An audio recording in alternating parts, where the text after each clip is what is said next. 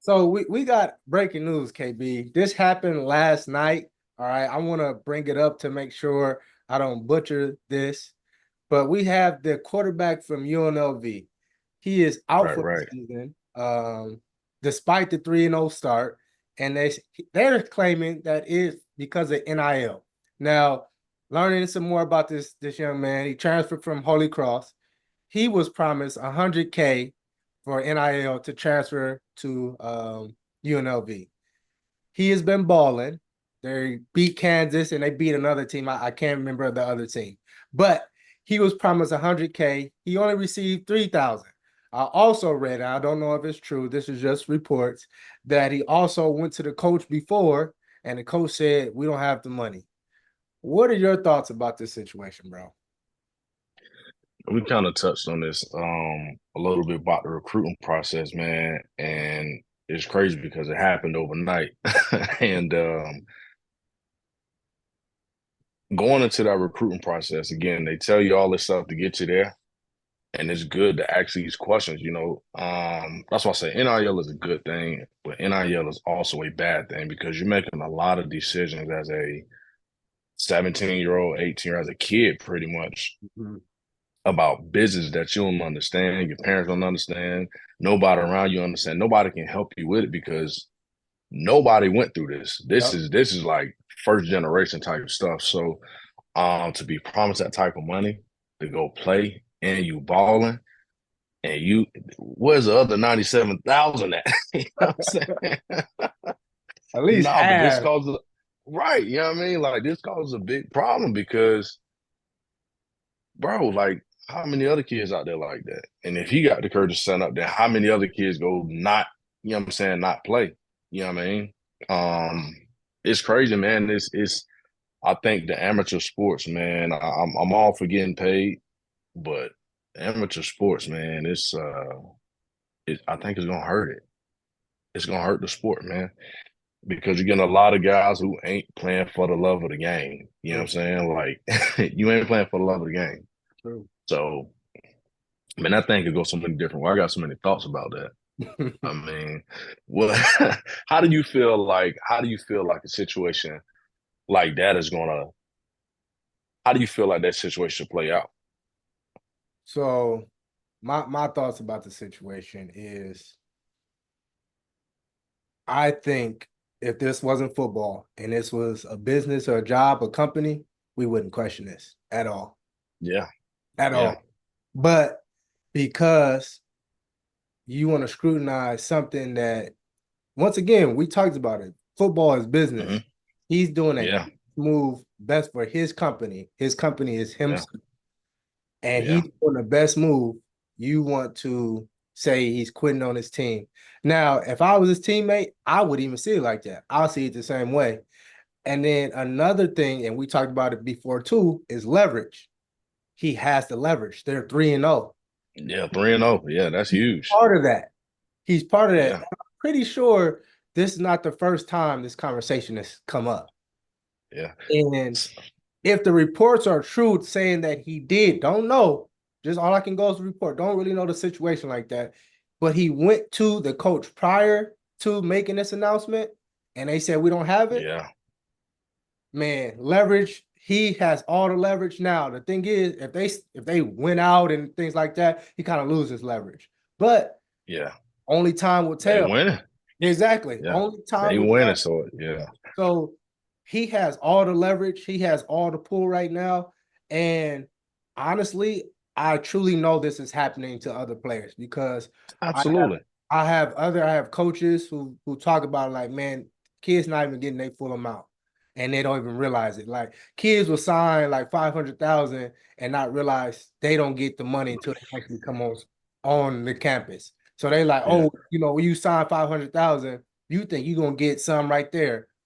You might have signed in spring and you're not gonna Mm-hmm. get until fall camp. To yeah, to fall. Yeah. And So it's what you it's gonna crazy do? because yeah, because a lot of and then too, like a lot of kids don't even know what that type of money look like. You know what I'm saying? So you know, when was the last time you counted up $500,000 before 20? You know what I'm saying?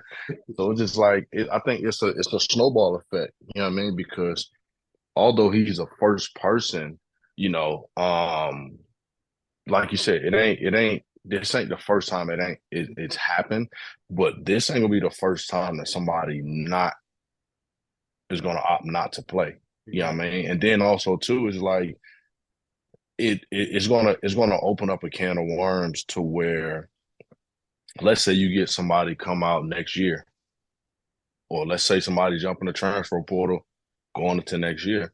Mhm. Man, it ain't gonna be abnormal for these kids to start asking to see the money. Let me see the money before I get there. Then you got a whole nother problem. Now you go have a bunch of guys like what's my man holding out for the D tackle that's run. I mean the DN that's I'm not DN defensive player that's holding out for the Eagles. Who came Reddick. he came from the Niners. Yeah. Yeah. Um, you talking about Reddick? Yeah. Yeah, Who? Hassan Reddick. You got a bunch, you go have college players holding out. You know what Mhm. I'm saying? Like you changed the whole scope of this game. That's why I said yesterday, like it is huge because for us, like we played for the love of the game. We didn't have the money like that coming in. So, you know what I mean? You give me the money, it's a bonus. Nah, Exactly. don't get me wrong. I want the money. You know Right. what I'm saying? But we didn't play for money like that. Mhm. You know what I'm saying? But then you talk about leverage. Look at Florida State. This guy 3-0. He can name his price. And I know Florida State probably got the money, even though they got penalties. They got $100,000. They got it. They got They it. got $100,000. So you get a guy like this to jump in a portal, like, bro, it's free agency for college football. Exactly. Exactly. And this is what fans don't understand. They be like, "Oh, I never even heard of this guy before." That stuff does not matter. I think Jalen Ramsey said it best. He said, "When a guy is looking to get paid, you Mhm. can't be like, oh, are you the best? Well, the best is locked up in a contract. I'm the best for Mhm. y'all. So Right. in order for you to keep me, you got to pay me because I'm y'all best. It don't matter Yeah. if I'm the best in the league. You can't keep comparing me to other people because at that point in time, you'll never get your word. Yeah. All right, you want to get the best? Go get him. You can't. Yeah. So you That's a, have that, me. that's You have me for the time being. I need to get paid like that then. Yeah, that's the same situation that like Dak Prescott is in. Like Mhm. you got some people looking at like, bro, 240 million is what this gets you. You know what I'm saying? 240 million, you guy who's never been to a Super Bowl, never been deep in the playoffs. You know what I mean?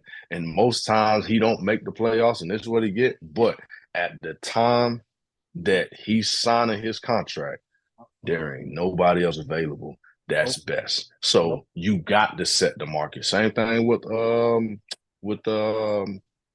Ayuk. You know what I'm saying? $30 million a season. He ain't a $30 million guy, in my opinion. And I love the Niners, but he ain't a $30 million guy. You know what I'm saying? But at the time, you ain't getting nothing better. Everybody locked up. This is what you got. You got to pay what you weigh, man. You got Exactly. to pay what you weigh. And then But it's crazy. just to comment on, I think, kids getting just playing for the money, I think it is gonna water it down. But at the same time, I also think it's gonna strengthen the game. And this is my thinking of it though. All right. Hmm. I think because you're gonna be able to tell those guys who just want to get paid. At the same time, you're going to see kids elevate because now they getting paid, but not also at the same time, they're going to inquire to get better outside of the season. So the Yeah. guys who really want to go to the next level, how do I get better? And we know in Yeah. college, there's so much red tape. Like coaches can't even Yeah. be Yeah. with Yeah. their players in an offseason. Hmm. They're recruiting stuff like that. So kids like, man, I got money to get better now. For Yeah. Yeah. I took care of my family. We good now. I want to get to Yeah. the next level where if this stops or whatnot, I'm fine. But how do I continue this Yeah. money? And Yeah. that's going those for the people who actually love it. And it's going to start to separate teams because regardless you get paid or not, you're gonna tell like, oh bro, we just gonna finish them. They don't want to play at the end of the day. It don't matter what school you at. Yeah. Yeah, I mean, I agree with that. I can see that. Because at the end of the day, you know, if you got guys that got big time NIL deals, like a kid I know is getting 750 a quarter. You Mhm. know what I mean? Like that's nuts. So you got the money to go train with the pros. You can go train with the pros right now. Exactly. You know what I'm saying? In college. So, but that's for somebody who got that hunger because I mean, and then too, I do agree with it, but I don't know if the money's going to keep some of the players. So I do agree with the separation because you might have those kids who's been getting that training like this for the past 6 years, and they burnt out doing that type of training. They just want the money. They probably feel like they made it, you know. And hopefully one of them runs to somebody like us who can show them what to do with the money. Then you might that dream of going to the league, making it big. What if you can invest some of that money and you can still live like you in the league? You still got access to it. You still, you know what I'm saying? So I do think it can strengthen the game, but I do wholeheartedly agree that it's going to be a separation of as Coach Henry used to say, players and non-players. It's going to have a big separation Exactly. on that, man. And non-players got to stand up. Hold on. So I got two questions. These are more financial because getting into Mhm, what you do and everything now, but this is kind of going back to last year, talking about Marvin mhm, Harrison and Caleb Williams. So prior to Marvin Harrison declaring for the draft, he didn't know if he wanted to stay another year. And it was projected or it was reported that he might make 20 million his senior year at Ohio State in the same range that he would be getting his rookie year. Caleb Williams, as you know, he discussed that yeah. he didn't have an agent, he represented himself. And then at the same time, he talked about having ownership in whatever team drafted him, part ownership. What are your Mhm. thoughts regarding their two situations? And then do you think they are kind of trying to set a blueprint for how to for the kids coming up after them?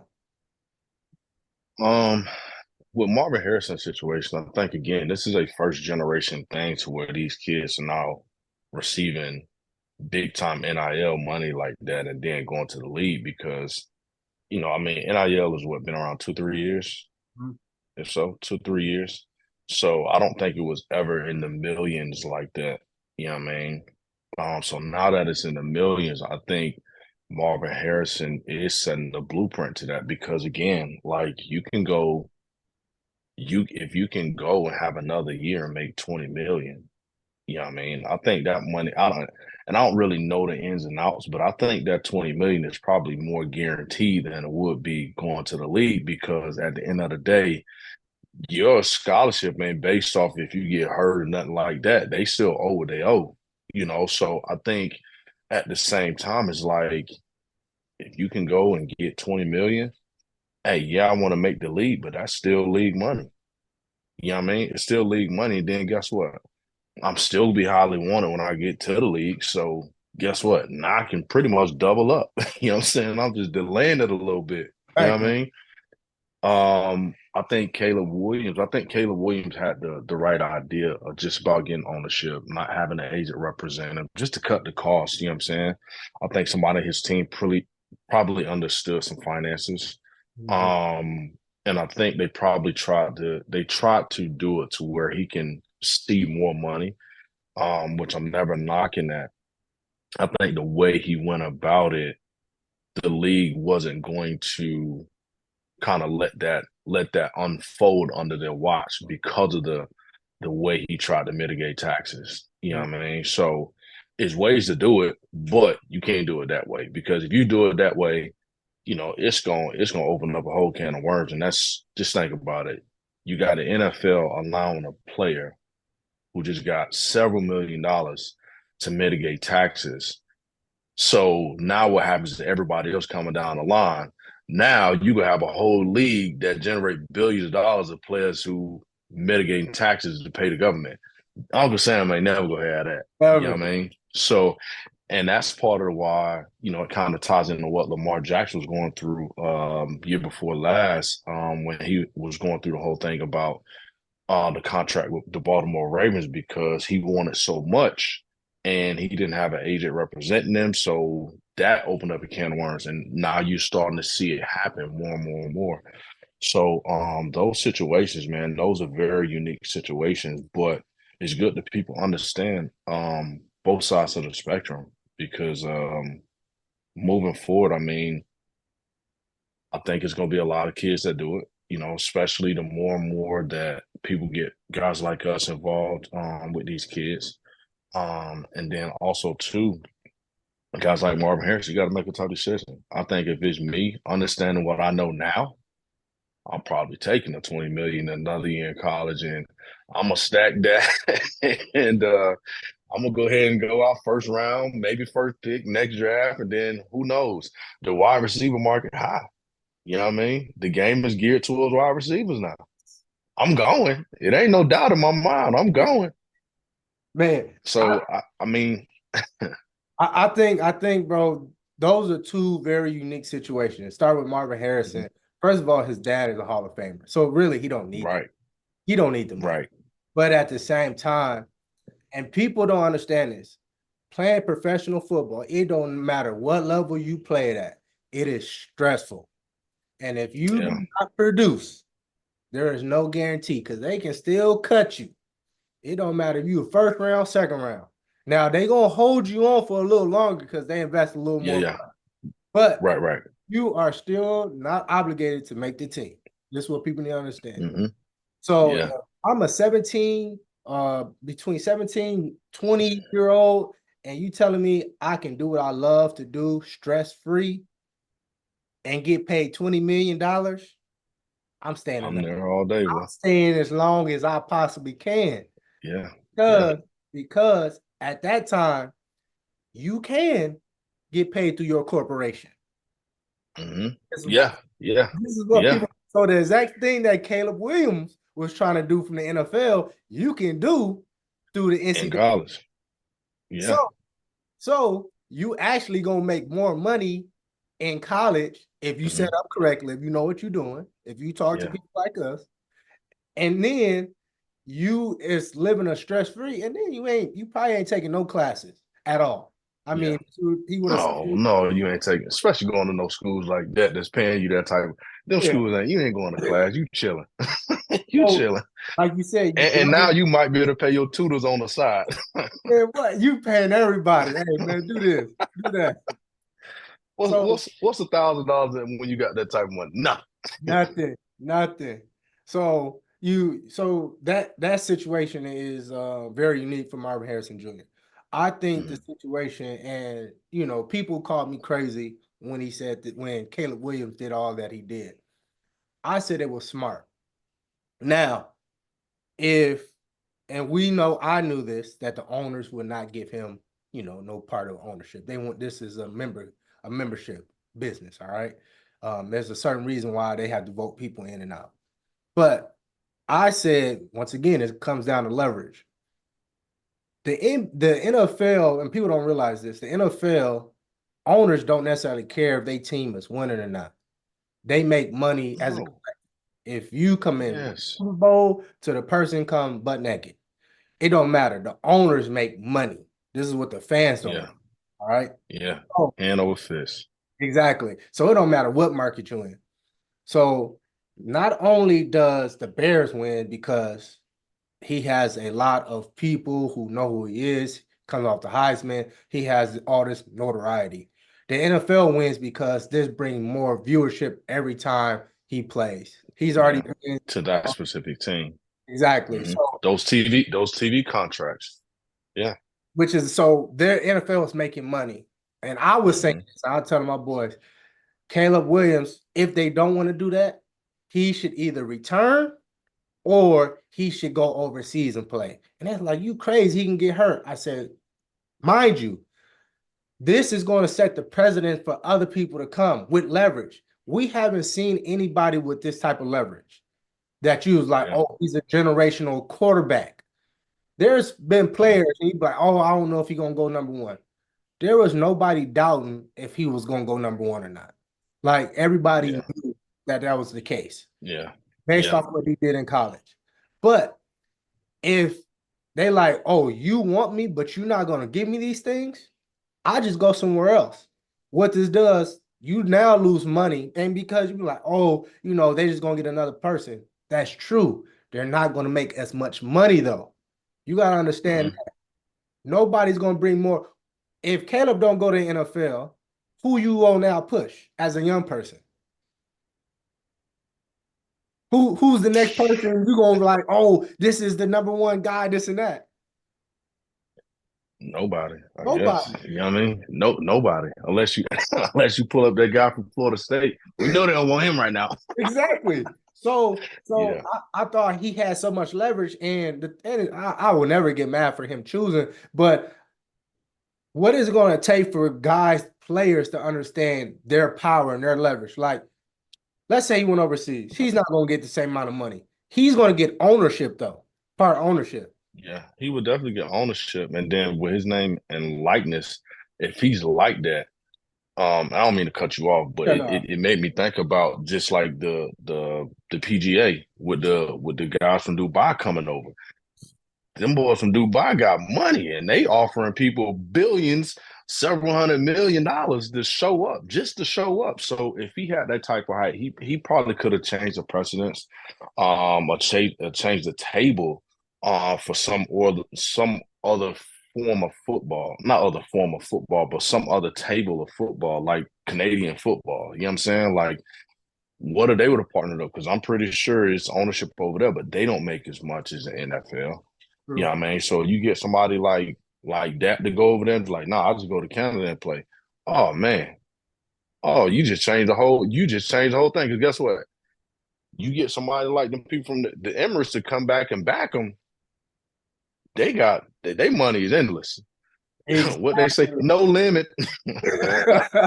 so so by doing, and then we're not even talking about the money he was making. He had endorsement deals in college, so they Hmm. said he was Yeah. making 3 million in college. So he's already making money.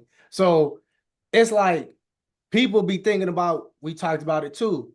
The short game. He playing a long Yeah. game. The Like, long look, game. Yeah. I got ownership. I can still leave, and I still got ownership. I'm playing in Yeah. the NFL, and I still get paid based off their revenue that they generate, Yeah.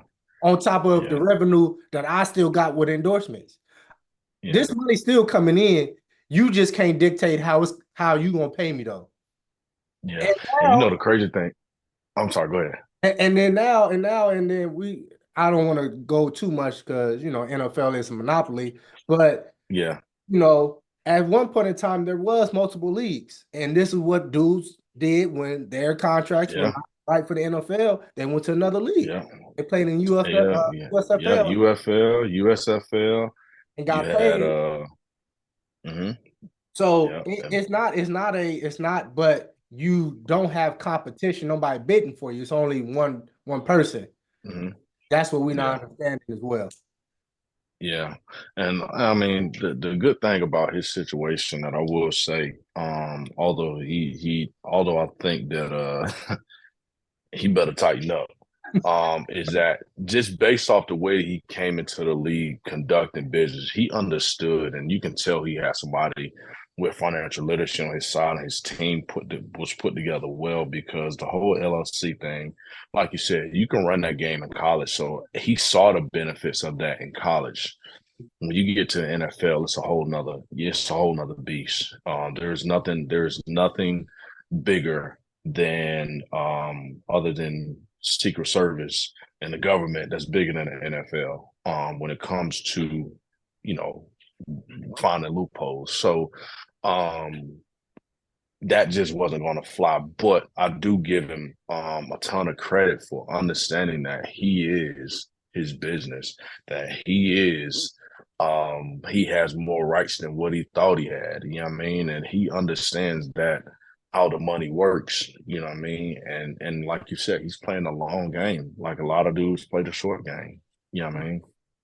I think the example with Pat Mahomes was the reason that he asked for ownership, if you had to ask me. But the difference between him and Pat Mahomes came in Super Bowl, Super Bowl, Super Bowl. This guy was a phenomenon. So you can't come in and you ain't won a game in the league and asking for ownership. You know what I mean? So it's I think he tried to push the envelope as much as he could. If I had to guess, I'm pretty sure his team got it right just because of how knowledgeable they are of how all this stuff works, man. But I think that is something that kids have to you got to look at these situations, man. It's like, we want answers to things. We want answers to things, but we don't pay attention to what's right in front of us. It's like if you want to know what's going to happen, look at what's going on right now, and you can probably see what's going on in the future. You know what I mean? So these situations with these three players is going to change the landscape of NIL and college football because right now there's so many gray areas. Now, trust me, as time go on, those gray areas will shrink because college football generates a lot of money. It probably generates just as much money as the NFL. Sure, for sure. You know what I mean? So they have TV deals with all the networks. You know what I mean? NFL got deals with certain networks and it's for big money, but they got deals with all the networks. You know what I mean? So they make a bunch of money. These schools make a bunch of money. Like these people, these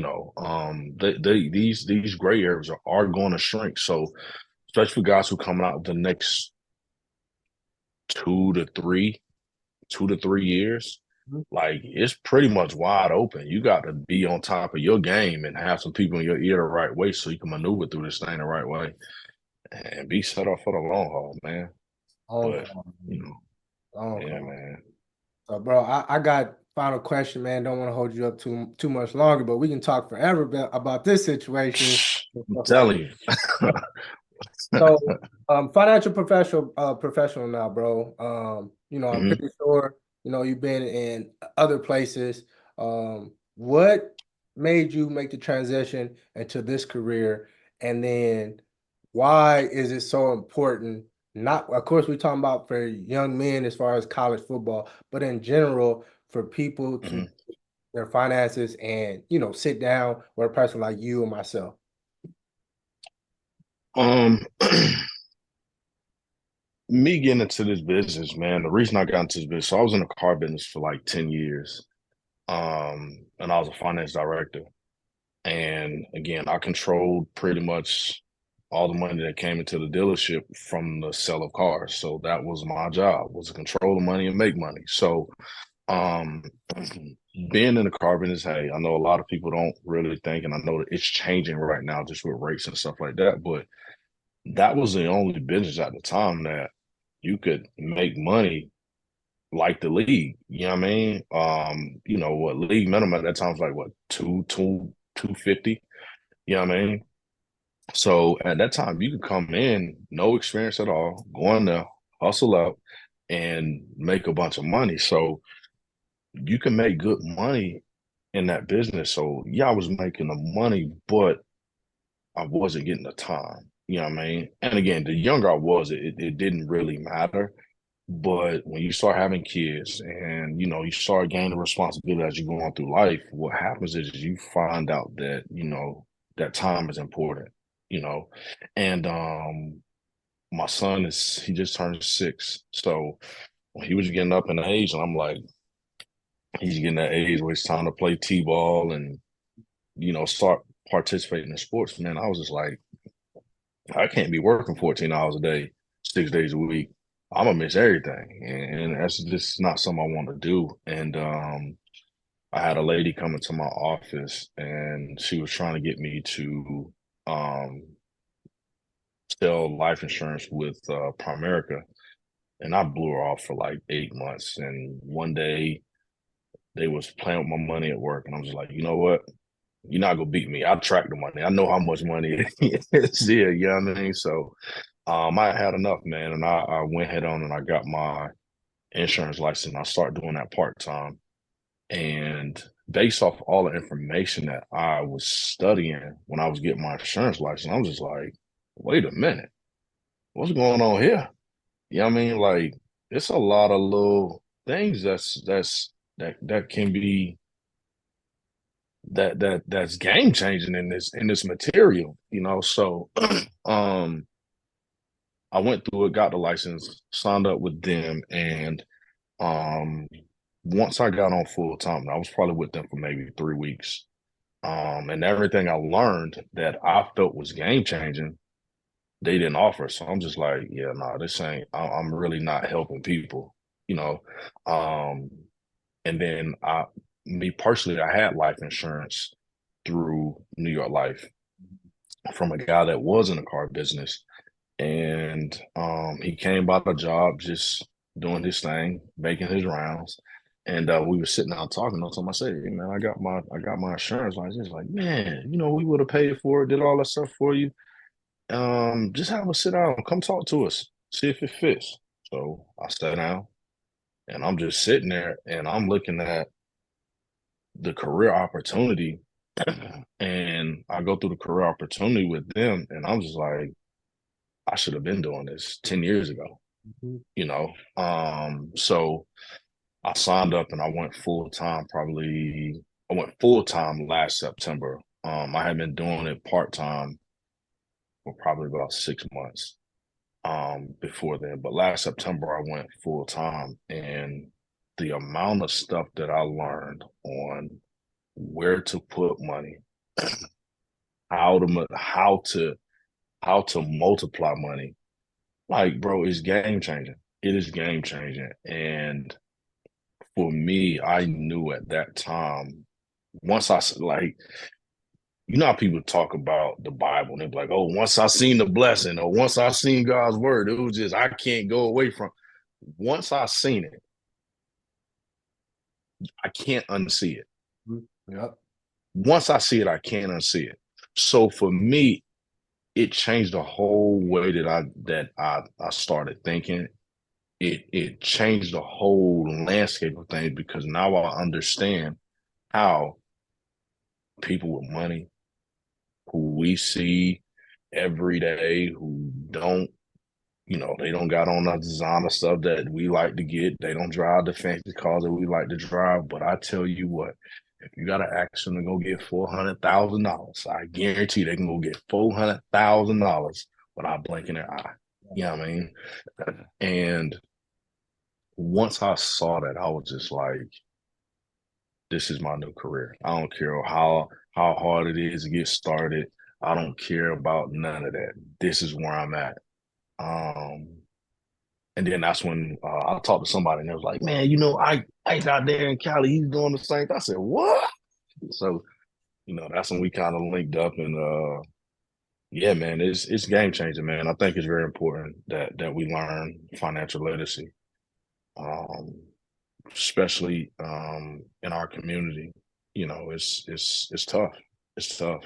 Not just our community, but all together. Period. You know what I'm saying? But you know, um, it's it's a blessing to be in a situation to where you can now educate people and be be to be able to be a testament for people. You know what I mean? To put them in different situations, to open their eyes to different things.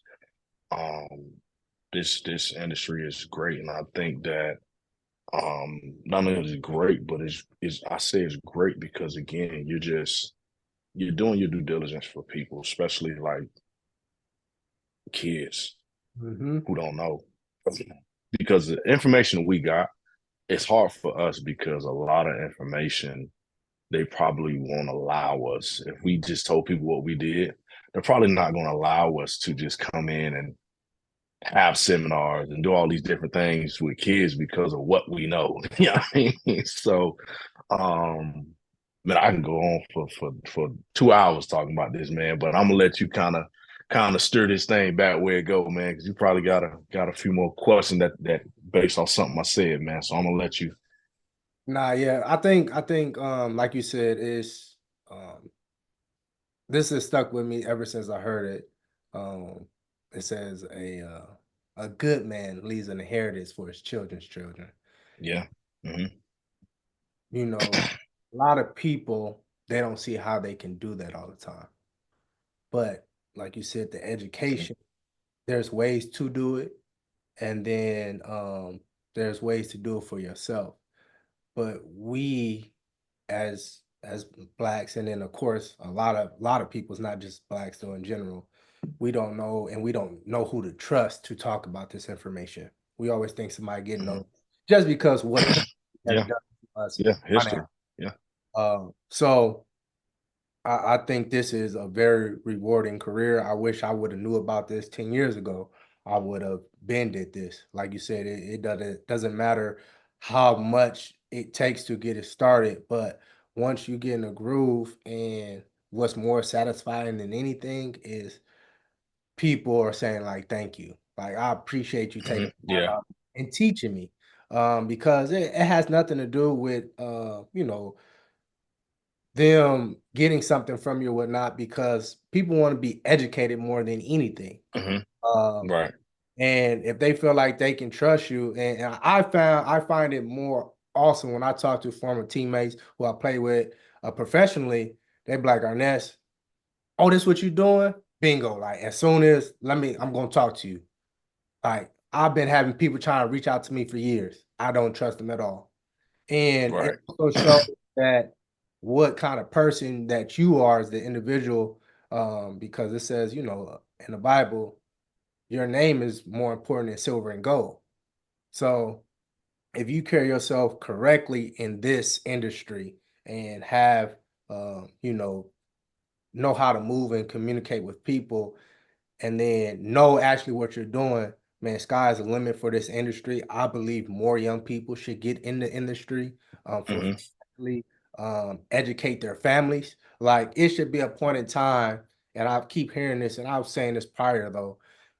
Families once a year, and probably twice a year, we should be getting together and having conversations on what does Yeah. that look like? Hmm. What Yeah. does that look like as a whole? How do we move together as and build this legacy together? And I do have another question, because you kind of brought this up, and I've seen it. I'm the youngest of four, and my brother is the closest to me as far as years. He's 10 years older than me, and it came a Oh, point well, in we might be the same. We might be the same. time. So my brother, he was working that job. He no longer works there, but my brother was just working, working, working, and he has three children. And I saw he had a son. His son is the middle child. I Mhm. saw his son. Um, of course, my brother's there, but he's only there at a certain time. And my brother, he shared this with me too. But my nephew did not see him as much compared to his mom, which my Right. Right. nephew is homeschooled. So the dynamic is different. How my nephew is now, my nephew doesn't want to play sports like that. He doesn't really all the things that me and my brother, he doesn't want to Love to do. do. Yeah, he Yeah. doesn't want to do it, but at the same time, my brother wasn't around. At what point, at what age though, because you talk about time, and we as men, we got to provide, we got to do these things, but we don't see how it's also hurting our children or our wife or home. At what age did you see though? Because a lot of people don't even notice that, KB. Like, look, I can't do this because I'm gonna miss out on things. Yeah. I had my son, I was 28. So around the time that I was 32, Mhm. I started once. So I've always had this thing in my mind that I was going to leave the car business when I turned 35, for the simple fact that when I had my son, I said, hey, by the time he's 6, I want to be done with the car business. So that was always in my mind. And the reason that was in my mind is because I can think back to just how my situation was, or just what I experienced growing up. Again, as a man, you have to provide. As parents, you gotta work. You know what I'm saying? That's the fortunate but unfortunate part about um being here in America. I mean, you gotta work anywhere you go, but the hours that you work is sometimes it be astronomical. and as a as a man, um, it's tough, because again, like we talked about um yesterday, just as a man, you gotta carry a lot of weight on your shoulders, man. It's almost frowned upon to kind of, release. You know what I'm saying? And we do need more of that release. But I think a lot of that too, with your with like, not even with you and your brother or your brother, it's all across the board because if you play sports, sports teaches you a mindset. You know what I'm saying? So especially when you all alone, you have no responsibility, and it's just you. You will do whatever it is. You're gonna make whatever sacrifice it is. The time isn't anything, right? Like you'll keep going and going and going and going and going and going because it's just you. But when you get to the point of where you have kids, um, it's a hard thing to switch off of because as a man, you have to provide. If you don't provide, guess what? You probably ain't go get a woman, right? You know what I'm saying? So not only do you have to have time for the woman, you got to have time for the kids. Then you got to have time for yourself. Then like as a man, there's a lot of things you have to juggle. And sometimes when you get to life outside of ball, they don't prep you for this stuff. There's nobody teaching you about this stuff. You don't even see this in the example of men that you look up to, because most time as a ball player, the man you look up to is who? Your coach. If you spend a lot of time on the field, guess who's on the time? Guess who's on the field with you? The coach. So they're in the same boat. They can't teach you any different because they don't know any different. You know what I'm saying? So the only people that this is going to look different to is going to be people who just don't either, one, care about making a bunch of money, or people who got to a point where they make so much money that they can do what they want to do. Or you got to a point of where your money and your finances are secure and you have access to these things and it's not an issue. You get what I'm saying?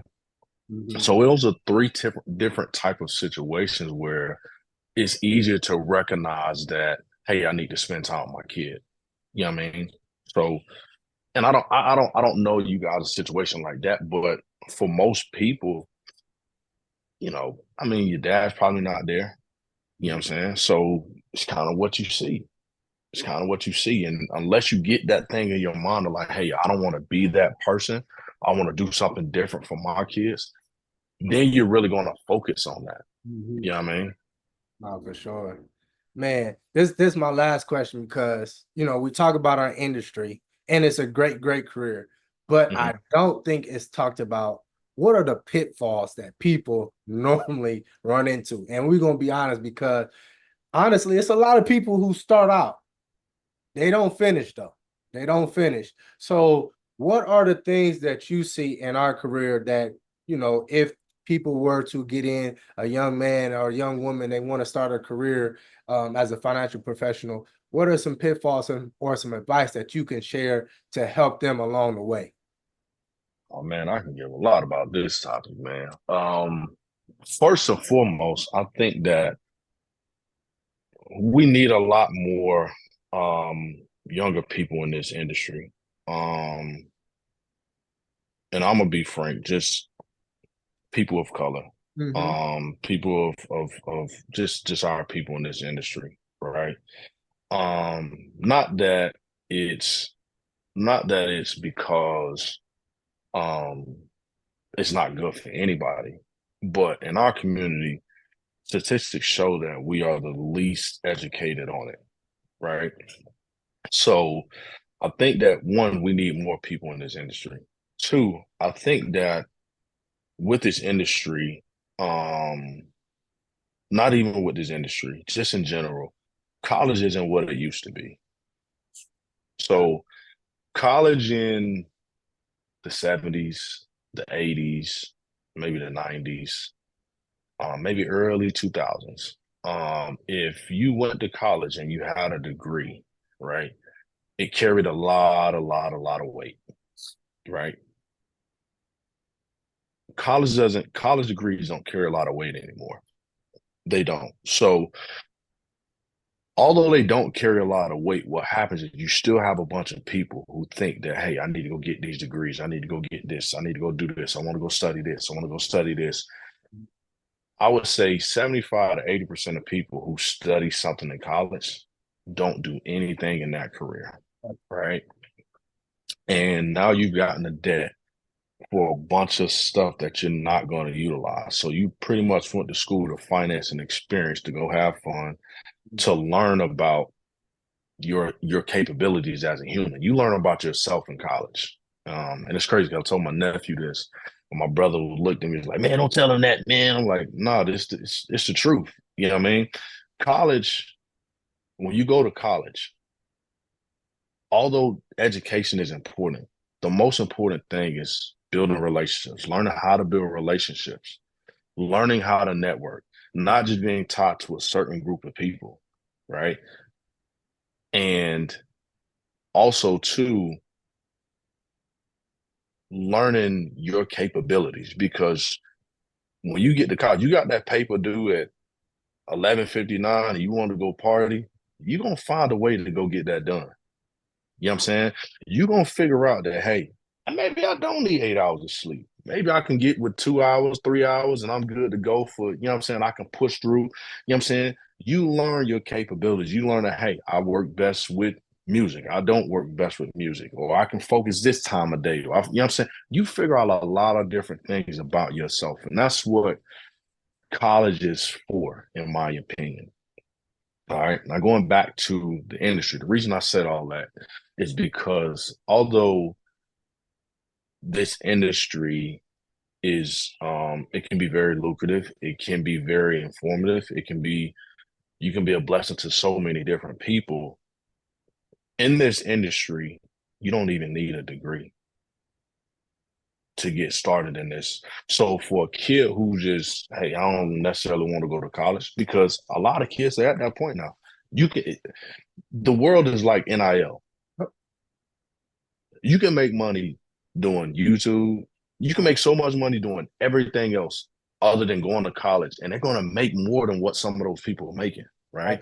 So if you a kid who you don't know about, hey, I don't want to go to college, or I play sports, but I really don't have an opportunity to go to college, like dabble in this career, right? Get around some good people in this industry, because I guarantee you, in 5 years, if you stick this out for 5 years, you'll probably make more than what everybody who went to college makes, Mhm. right?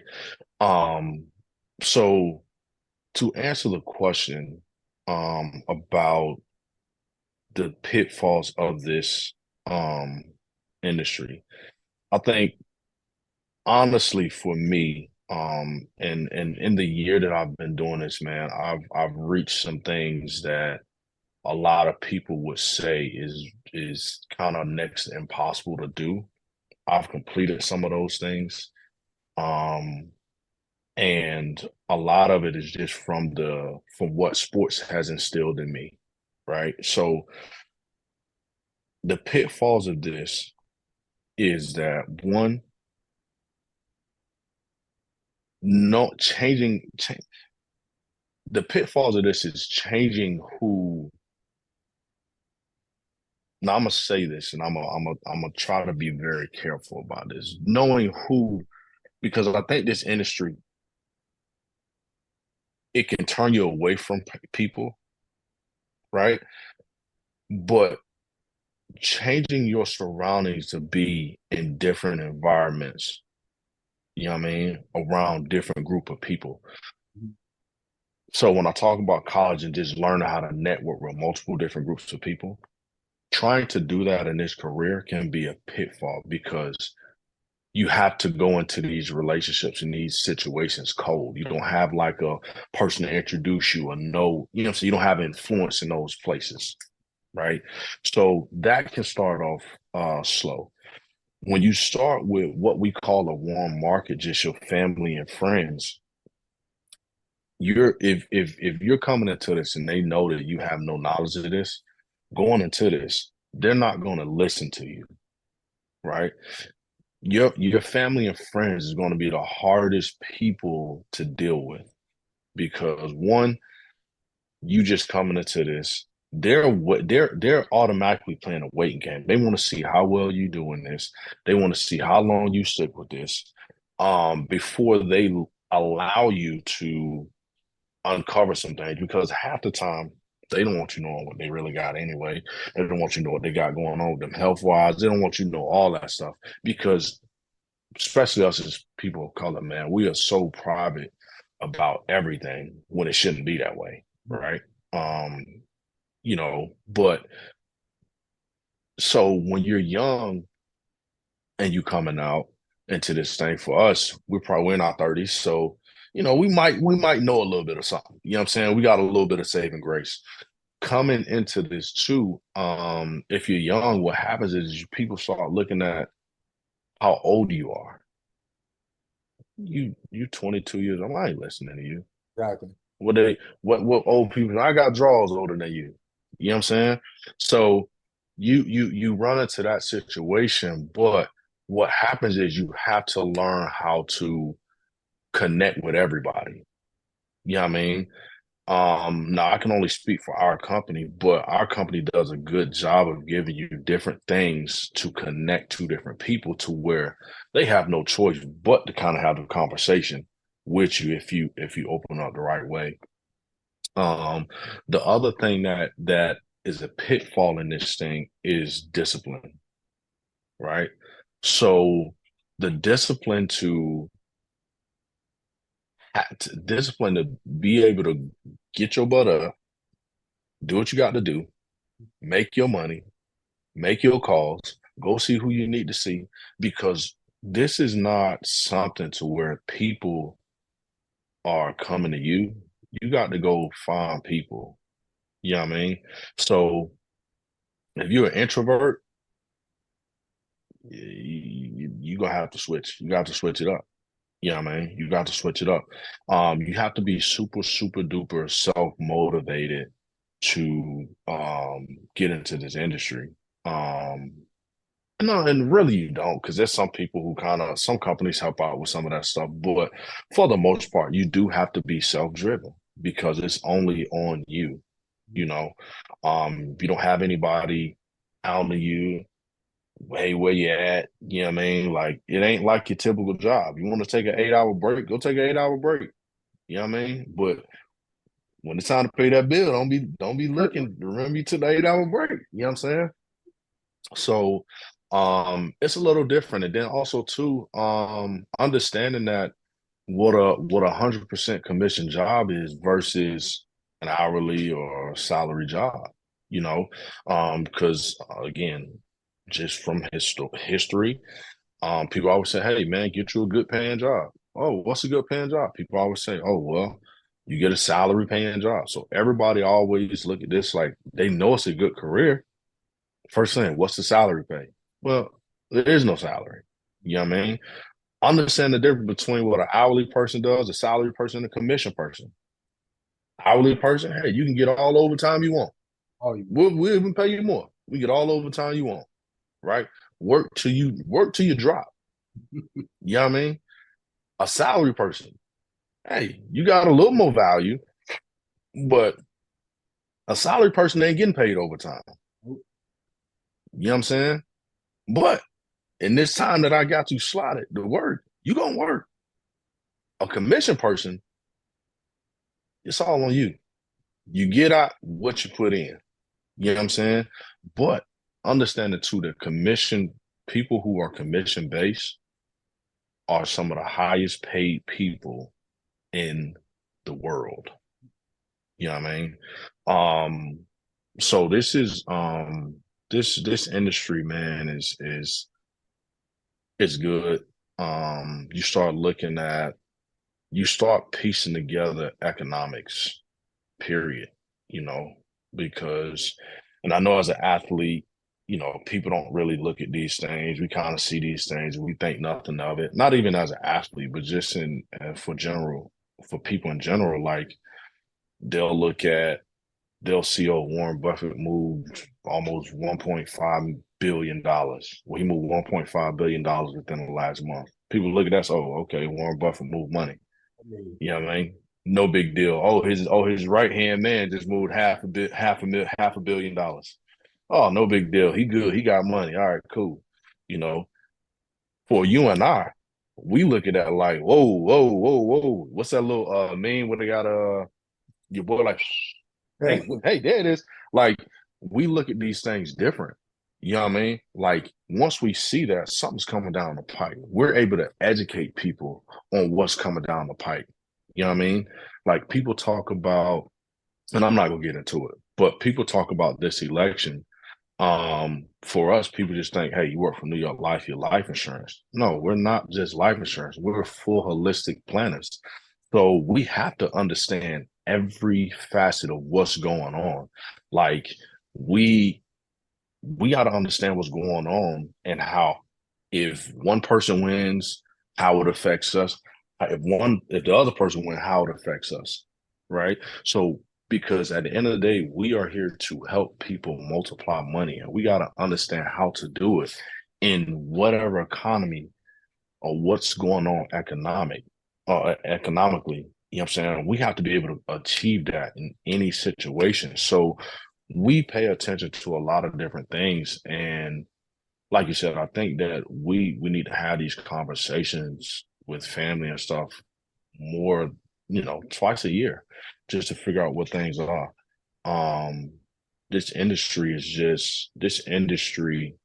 it teaches you a lot, man. It teaches you a lot.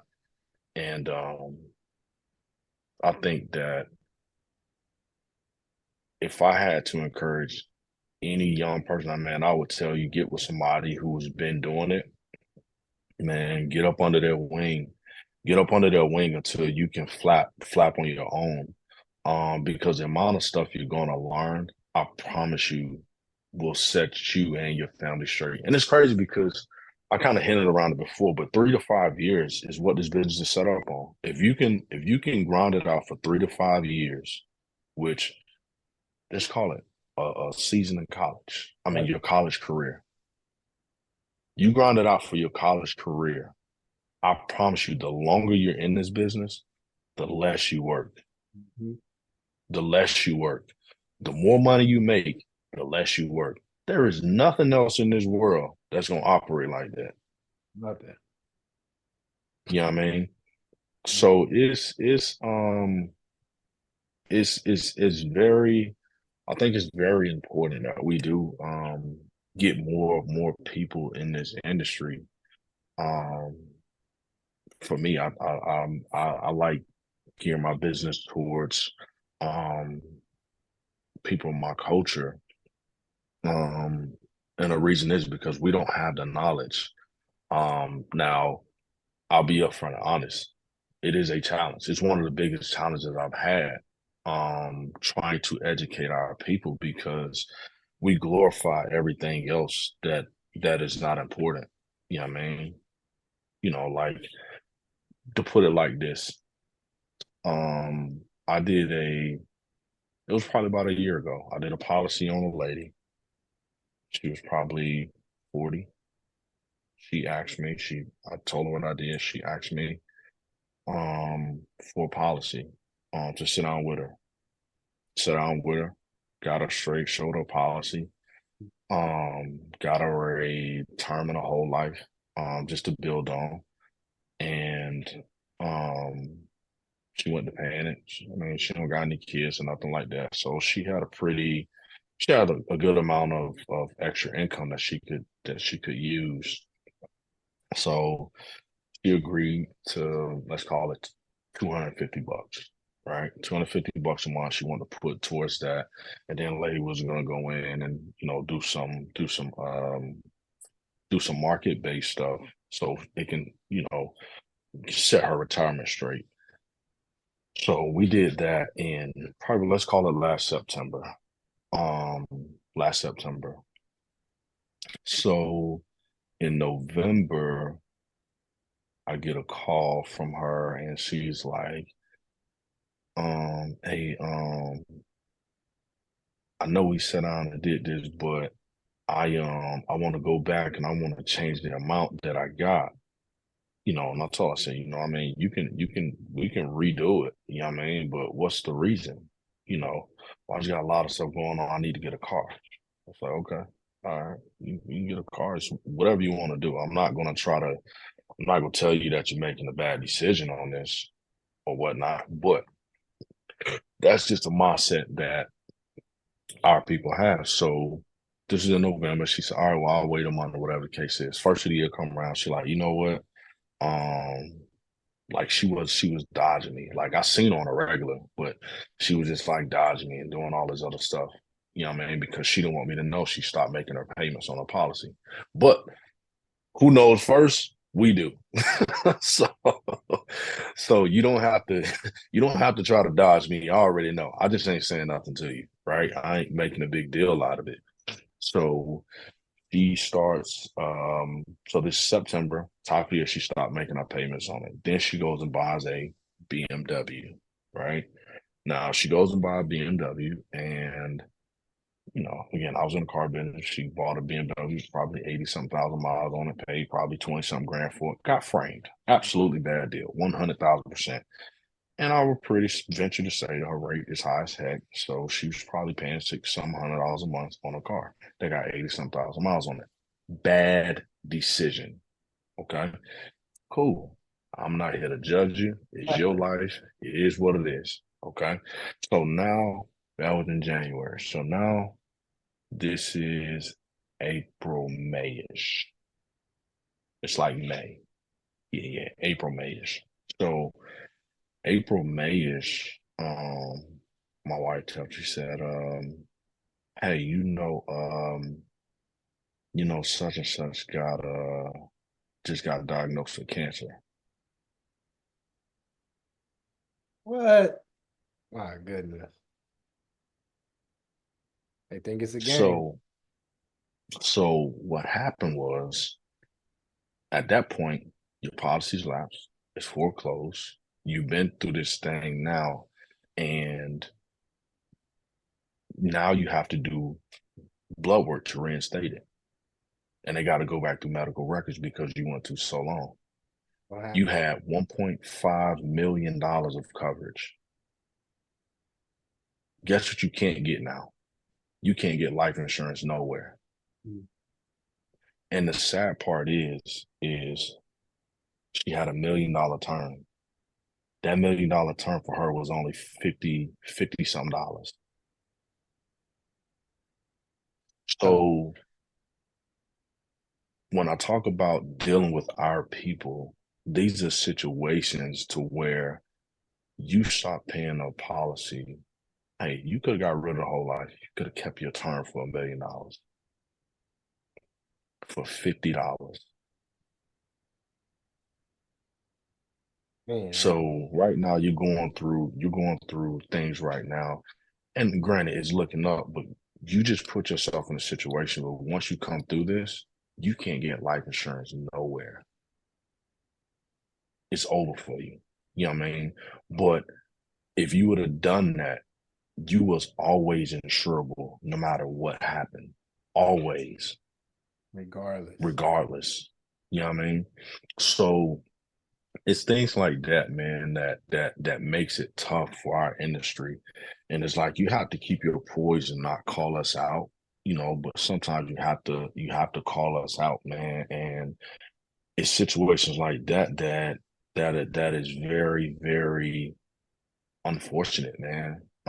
It's unfortunate because we don't see the value. Now we can fake the funk like we see the value, but we don't see the value in these things.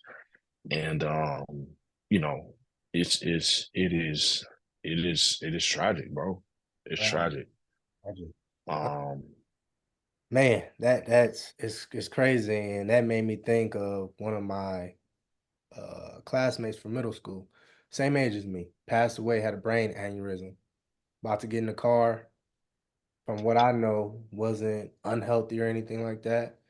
Had a 9-year-old, 10-year-old son, gone already. Unfortunately, because he's young and we don't have these conversations, he didn't Mm-hmm. make policy for himself. And his son now is without his father, but now, um, you can't, that income or whatever was there is not provided for him. Yeah. So, Yeah. it's unfortunate. And you know, I was actually talking to one of my teammates from high school, and we was talking and everything. And it just disappeared. And then, I finally got back in contact with him. He said, Ness, bro, like, my fault, bro. Like, I had a health issue. I'm like, I was down bad. And he texted me like he was in the hospital, like, show me a picture. I'm like, bro, I believe you. Like, I'm not doubting. Like, I know, Yeah. Yeah. I Yeah. know you're not like trying to lie to me. Yeah. I'm like, You I could don't, have did it before. I don't know now. Like, we're gonna have to wait. Like, and Yeah. it's very unfortunate because we don't know how serious is it. After I had my mild stroke in 2019 at the age of 28 years old, Mm-hmm. 29. Yeah, I was 28. I was about to turn 29. I knew this was serious. Like, nah, I gotta figure out a way Mm-hmm. how to protect myself, my family, and how do I continue to build this on. But bro, I want to share. I just only want to give two because I think you hit it on the head as far as um, pitfalls, and I wanted to share because this is a great industry, a lot of money that you can make. One pitfall is if you come into this industry, please have some type of security because initially, Yeah. not gonna be making a Yeah. lot. So if you're older, uh, please have a savings. You're gonna go Yeah. through sales. If you're young, please, everybody's situation is different. If you can, stay at your parents' house or get a roommate. Boy. Yeah. I just told a guy that we just came on this, man, bro. He just graduated college. I said, listen, stay at your mom's house. Give your mom another 2, 3 years. Just stay at your mom's house. Don't leave. Bro, because the amount of money that you can make in a short amount of time, it can go fast like that, and you can be like a month, 2 months without anything as well, and you haven't Mm-hmm. stressed. There's no reason to do that. There's no reason at all. Another thing, everybody, I don't know, training for different companies. Our company is great in Mm-hmm. training. And with that being said, there's still limitations on our community. We have Yeah. good leadership as far as people that look like us and represent us. But at the same time, everybody doesn't fit the way they talk, the way they move or communicate with other people. I think I Mm-hmm. heard this best 2 weeks ago at church is talked about David and Goliath. They talked about the story Mm-hmm. and how David, he was going to go fight Goliath, and Saul told him to put the armor on, Put armor on. Yep. and he said it's too It heavy. didn't fit. Yeah. So he took it off. So Mm-hmm.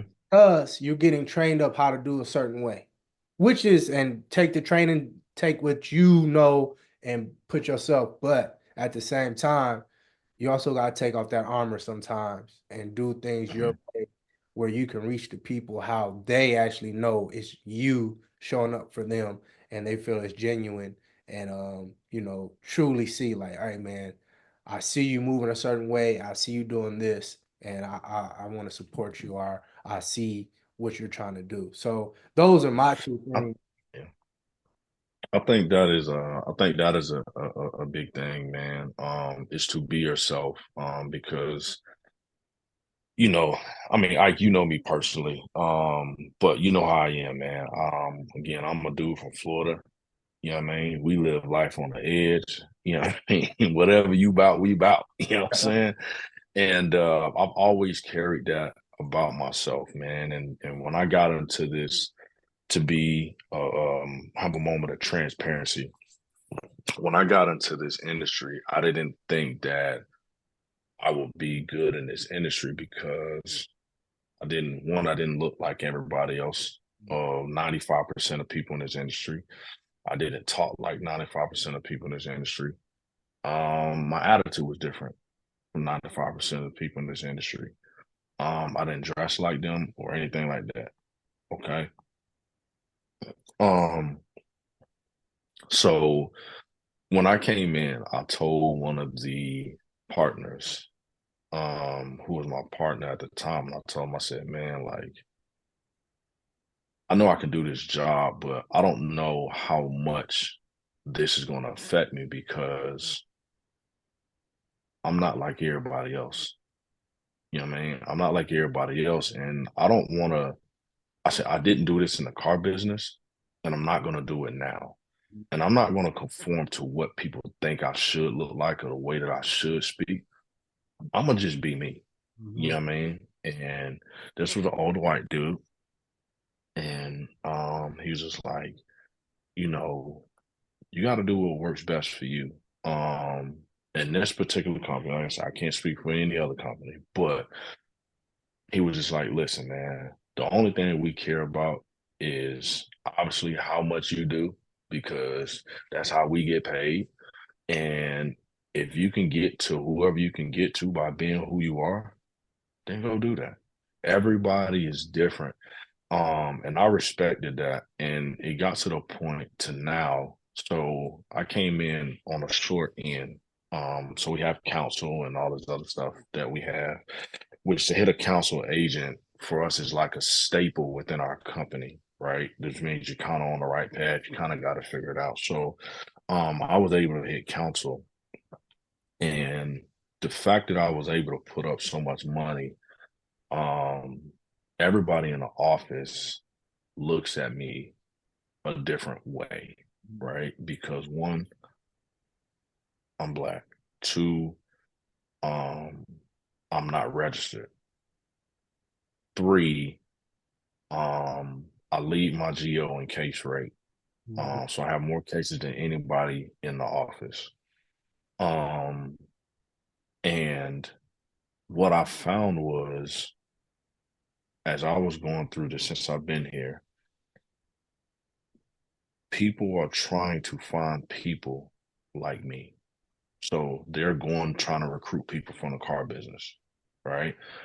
They're going to try to recruit. We have more African American people in our office right now than I've seen since I've been there, right? Um, then like I'm not a person that always came into the office. I'm not a person that always came into the office. Now when I come into the office, everybody's like, "Oh, you in the office?" Like everybody want to stop. They want to pick my brain. They want to see what I'm doing, how I'm doing this, how I'm doing that. And it was crazy because yesterday I was in the office and um one of the guys stopped me and was like, "Hey man, you ever heard of MDRT?" And I was like, "Yeah, I'm gonna hit MDRT this year. That's one of my goals." And he was like, "Yeah, man. I looked at your numbers. Um, you're not far away." So I'm like, "Okay." You know what I mean? Like I said, I'm gonna hit it. I'm not worried about it. He's like, "Yeah, man, I'm trying to hit it too. I'm about $8,000." And I said, "All right, cool." So then I found it comical, but I went and I talked to another partner and I was just telling him about the situation. So he's like, "Man, let's pull this thing up." So he pulls it up and he said, "Bro, you already hit." He said, "You hit 2 months ago." So I'm like, "I did?" You know what I mean? Like I hit MDRT like 2 months ago. It's like, bro, what? Like you're 2% of people in this industry. You know what I mean? Like you're in the top two of the world. So I'm like, all right, well, I appreciate that. But I say all that to say this, man. You don't have to conform to what everybody else is doing. You are your own business, same way we talk about in sports. You have to figure out what works for you and run 1,000 miles per hour because just like sports, the Marvin Harrison Juniors, the Caleb Williams, the guy from UNLV, what's going to happen is because you are doing something that's working, Mhm. people are going to try to duplicate you. You know what I mean? Be the one that people try to duplicate. You know what I mean? Now, every time I walk in the office, everybody was like, "What up? What up? What up?" And I guess what I hear people saying. You know what I mean? People try to duplicate what works. You know what I mean? So don't be afraid to be yourself. Don't be afraid to ask for advice, man. surround yourself with people that are like-minded or people that are or who know more than you. If you surround yourself with people that know more than you, I promise you, you're gonna know more than them at some point. You know what I mean? Work hard, be dedicated to whatever it is that you're gonna do, whether it's sports, whether it's sports, school, work, your family, life. Just be dedicated to whatever it is that you decide to do, man. And you know what I mean, keep God first, man. I Keep got God first, to, you man. know. KB, man, pleasure, bro. Tell them where you located, man, and how they reach out and get in contact with you as well. Man, I am in Charlotte, North Carolina. You can get in contact with me via email. And I'll get you the link um for it. I don't know if you can post it or whatnot, but I'll get you the link for it, which it'll be in there. Um, but yeah, man, you can give me phone, email, text, however you need my sense, my advice, whatever it is. I'm always here, man. Especially for an athlete, man. I'm always there for anybody who need the information. You know what I'm saying? So definitely, man. I got to come out there soon, man. Nice, So we vice can link. versa, man. Got to go out there as well, man, for sure. But KB, man, pleasure, man. Appreciate you for your time. Absolutely, brother. Love you, my dog, man, and we'll be talking too, Love man. you too, bro. All right. Absolutely, bro.